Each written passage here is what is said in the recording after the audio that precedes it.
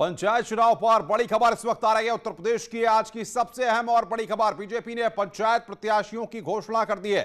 जिलावार प्रत्याशियों की लिस्ट जारी कर दी गई है। बड़ी खबर इस वक्त की, पंचायत चुनाव से जुड़ी आज की सबसे अहम और बड़ी खबर। सभी जिलों के लिए प्रत्याशियों का ऐलान भारतीय जनता पार्टी ने कर दिया है। पंचायत चुनाव पर आज की सबसे अहम और बड़ी खबर, बीजेपी ने पंचायत प्रत्याशियों की घोषणा कर दी है। कल बीजेपी की बैठक हुई थी, काफी देर तक वो बैठक चली थी। लगातार कल की बैठक का भी अपडेट हमने दिया था और माना यह जा रहा था कि कल देर रात तक ये लिस्ट आ सकती है, लेकिन यहां पर आज ये लिस्ट आई है और बीजेपी ने पंचायत प्रत्याशियों का ऐलान कर दिया है। सभी जिलों के लिए प्रत्याशियों का ऐलान यहां पर बीजेपी ने किया है। उत्तर प्रदेश में पंचायत चुनाव होने वाले हैं और उससे पहले यहां पर बीजेपी ने जिस तरीके से कवायद की, जिस तरीके से कल बैठक की गई थी, आज यहां पर अब लिस्ट सामने आ गई है। पंचायत प्रत्याशियों का ऐलान भारतीय जनता पार्टी ने कर दिया है। 1600 प्रत्याशियों की घोषणा एक साथ यहां पर की है। उत्तर प्रदेश में 4 चरणों में पंचायत के चुनाव होने हैं और उससे पहले यहां पर बीजेपी ने आज 1600 प्रत्याशियों के नाम का ऐलान कर दिया है। जिला पंचायत वार्ड प्रत्याशियों की लिस्ट जारी कर दी गई है। इस वक्त की सबसे अहम और बड़ी खबर, भारतीय जनता पार्टी ने जिस तरीके से अपने संगठन के स्तर पर बाकी जो क्षेत्रीय प्रमुख हैं उनके साथ प्रदेश अध्यक्ष और तमाम लोगों ने बैठकर कल मंत्रणा की थी, उसके बाद बाकायदा एक एक पॉइंट वार चीजों को देखा गया और उसके बाद 1600 प्रत्याशियों की लिस्ट जारी की गई है। और बातचीत करने के लिए रंजना हमारी संवाददाता हमारे साथ जुड़ गई है। रंजना, कल ही हम उम्मीद जता रहे थे कि लिस्ट आएगी, लेकिन थोड़ा देर लगी है, लेकिन लिस्ट सामने आ गई है। किनको प्राथमिकता दी गई है? बिल्कुल अनुपम, जिस तरह से मंथन हुआ है प्रत्याशियों के नामों को लेकर के, उस तरह से बीजेपी ने काफी तैयारी की है और जिलेवार ये सूची निकाली गई है। हर जिले की अलग अलग सूची है, जिला पंचायत वार्ड प्रत्याशियों की सूची है और उसमें युवाओं और जो कास्ट जो कैलकुलेशन है बीजेपी का, उन दोनों का ध्यान रखा है कि किस तरह से इस चुनाव को जो है, पंचायत चुनाव को की जीत को आगे की विधानसभा चुनाव की राह आसान किया जाए, उसको ध्यान में रखते हुए ये पूरी सूची निकाली गई है। तो 2 दिन का मंथन प्रदेश स्तर पर हुआ है। इसके पहले वार्ड स्तर पर मंथन हुआ, फिर क्षेत्रीय अध्यक्षों के साथ क्षेत्रीय स्तर पर मंथन हुआ और कल से लेकर आज तक अब जाकर ये सूची जारी हुई है और यहाँ पे प्रदेश स्तर पे इसके लिए मंथन के बाद ये सूची जारी हुई है।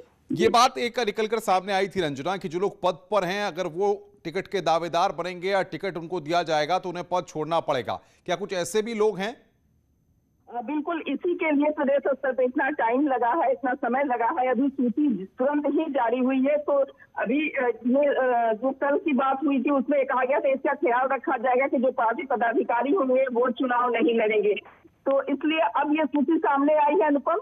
हम लोग जरूर इस सूची को देख रहे हैं कि क्या कोई ऐसा भी प्रत्याशी है जो पद पे हो और उसका वो चुनाव भी लड़ रहा हो। लेकिन बीजेपी के लोगों का कहना है कि हमने इस चीज को ध्यान रखा है कि कोई भी जो प्रत्याशी पद पे है, वो संगठन के पद पे है, वो प्रत्याशी पंचायत चुनाव में नहीं होगा।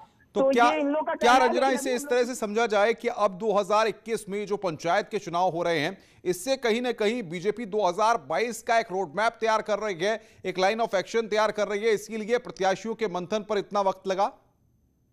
ये कहा जा सकता है कि जिस तरह से बीजेपी की तैयारी है उसमें सरकार की 4 साल की उपलब्धियों को लेकर के वो जमीन पे जा रही है। तो इस तरह से देखा जाए तो बीजेपी की तैयारी जो 2 मिशन 2022 के लिए है और एक प्लेटफॉर्म तैयार करने की कोशिश है पार्टी की कि जिस तरह से पंचायत चुनाव के लिए जमीन स्तर पे गाँव में भाजपा की सरकार बने, जिला पंचायत वार्ड स्तर पे भाजपा के लोग हों, जिला पंचायत अध्यक्ष भाजपा के, इसी तरह से जो तैयारी है जमीन पर बीजेपी की, उसका फायदा विधानसभा चुनाव में मिलना होगा। इसलिए इतना मंथन हुआ और इसकी बहुत गहन तैयारी के बाद इस सूची को जारी की गई है। लेकिन रंजना, एक बात जरूर खड़ी होती है कि आरक्षण सूची में जिस तरीके से लिस्ट में बदलाव हुआ, उसके बाद जो पहले दावेदार थे, फिर लिस्ट बदलने के बाद दूसरे लोग सामने आए, ऐसे में कुछ लोगों में निराशा भी देखने को मिल रही है क्या?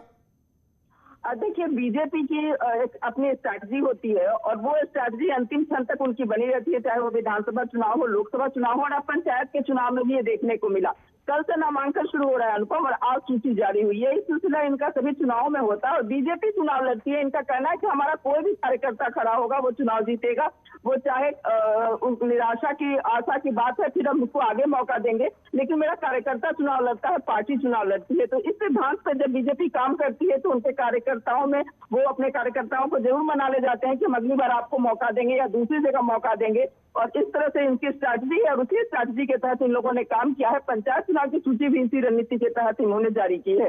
रंजना, हम देखते हैं अक्सर जब विधानसभा चुनाव होते हैं या छोटे स्तर के चुनाव होते हैं तो कोशिश भारतीय जनता पार्टी की रहती है कि जिताऊ और टिकाऊ के साथ साथ जातिगत समीकरणों को भी साधा जाए।